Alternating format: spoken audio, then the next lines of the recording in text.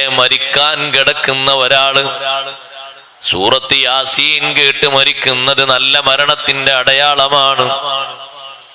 മരിക്കാൻ കിടക്കുന്ന ആള് യാസീൻ സൂറത്ത് ഓതിയിട്ടാണോ മരിക്കുന്നത്? ലം യമുത് ഹത്താ യറാ മഖഅദഹു മിനൽ ജന്ന. ഹബീബ് സല്ലല്ലാഹു അലൈഹി വസല്ലം തങ്ങൾ പഠിപ്പിച്ചിട്ടുണ്ട്, മരിക്കാൻ കിടക്കുന്ന ആള് യാസീൻ ഓതിയിട്ടാണോ മൗത്തിനെ സ്വീകരിക്കുന്നത്, സ്വർഗത്തിൽ പോയി ഇരിക്കാനുള്ള ഇരിപ്പിടം കണ്ടിട്ടല്ലാതെ ദുനിയാവെന്ന് വിടവാങ്ങൂല. സൂറത്ത് യാസീനുമായുള്ള ബന്ധം നിത്യജീവിതത്തിൽ ബന്ധമാകേണ്ടതാണ്. എല്ലാ ദിവസവും ഓതൽ സുന്നത്തുള്ള സൂറത്തുകളിൽ സൂറത്ത് യാസീനുണ്ട്. മറക്കാതെ ഏതെങ്കിലും ഒരു നിസ്കാരത്തിന്റെ ശേഷം അത് പതിവായി സൂക്ഷിക്കണം. അതൊക്കെയാണ് നമുക്കുള്ള റിസൾട്ടിന് സഹായകമാകുന്നത്.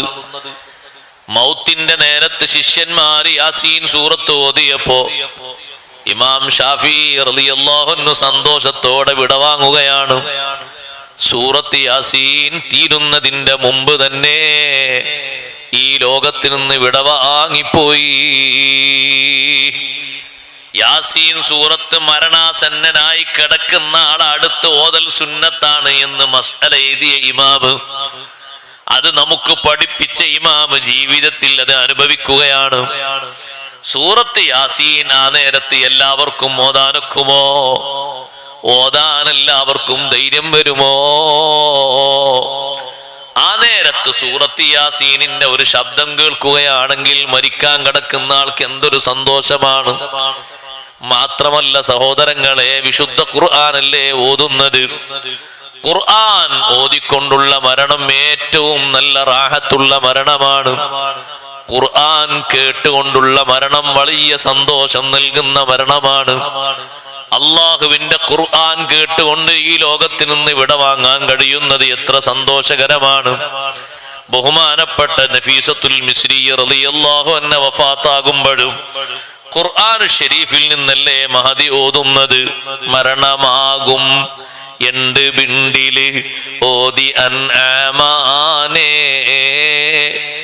മനിദാസൂറത്ത് തീരും മുമ്പ് മൗത്തായാനേ.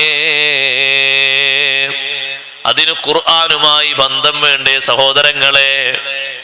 ഖുർആനുമായുള്ള ബന്ധം നമുക്ക് വളരെ കുറഞ്ഞു പോകുന്നത് നമ്മുടെ ജീവിതത്തിന്റെ അന്ത്യം വളരെ ഇടങ്ങേറാകും എന്നതിലേക്കുള്ള തെളിവാണ്.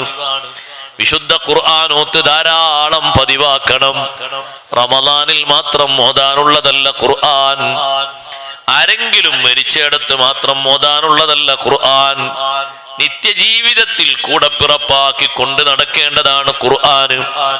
ഹബീബ് സല്ലല്ലാഹു അലൈഹി വസല്ലം തങ്ങളെ മഹബ്ബത്ത് വെക്കുന്ന ആളുകൾക്ക് 10 അടയാളങ്ങൾ എണ്ണി പറഞ്ഞതിൽ ഒരു അടയാളം ഹുബ്ബുൽ ഖുർആൻ. 10 അടയാളങ്ങളും മേളിച്ചാൽ അയാളെ പറ്റിയൊരു മുഹിബ്ബെന്ന് പറയാം. മുത്തുനബി സല്ലല്ലാഹു അലൈഹി വസല്ലം തങ്ങളെ യഥാർത്ഥത്തിൽ സ്നേഹിക്കുന്ന ആളെന്ന് പറയാം. അതേ സമയത്ത് സഹോദരങ്ങളെ, അതിൽ ഒന്നാണ് ഖുർആനുമായുള്ള ആത്മബന്ധം.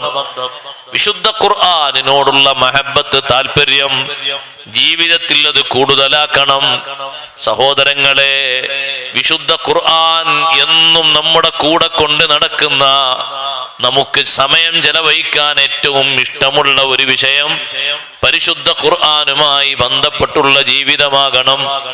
മഹാരഥന്മാരൊക്കെ എത്ര വലിയ സന്തോഷത്തിലാണ് ജീവിതത്തിന്റെ അവസാനം അനുഭവിച്ചത്. നഫീസ ബീവി റളിയല്ലാഹു അൻഹ വിശുദ്ധ ഖുർആനിലെ സൂറത്തുൽ അൻആം ഓതിയിട്ട് ദുനിയാവിൽ നിന്ന് സന്തോഷപൂർവ്വം വിടവാങ്ങുകയാണ്. അള്ളാഹുവിനോട് ചോദിച്ച രൂപത്തിൽ തന്നെ വിടവാങ്ങാനുള്ള തൗഫീഖ് അള്ളാഹു നൽകി. 30 കൊല്ലം അള്ളാഹുവിനോട് മഹദി ദുആ ചെയ്തു, അല്ലാഹുമ്മ തവഫനി സ്വാഇമാ, നോമ്പുകാരിയായിട്ട് എന്നെ നീ മരിപ്പിക്കണേ അല്ലാ. നോമ്പുകാരിയായിട്ട് മരിക്കുക എന്ന് പറഞ്ഞാൽ അത് സ്റ്റേജ് വേറൊന്നാണ്. പോയി കിടക്കുന്നിടത്തുള്ള സന്തോഷങ്ങളൊക്കെ ഇൻഷാ അല്ലാഹ് സമയം പോലെ ഞാൻ പറയാം. വല്ലാത്ത സന്തോഷമാണ്.